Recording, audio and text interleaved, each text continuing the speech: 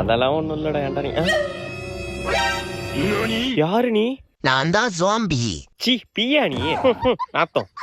ஏய் பீ இல்ல ஜாம்பி. நான் கடிச்சா நீ ஜாம்பியா மாறிடுவ. ஜாம்பியா மாறிடுவனா? ஆமாண்டா, இப்ப பாரு உன்னை கடிக்க. ஆபியம்.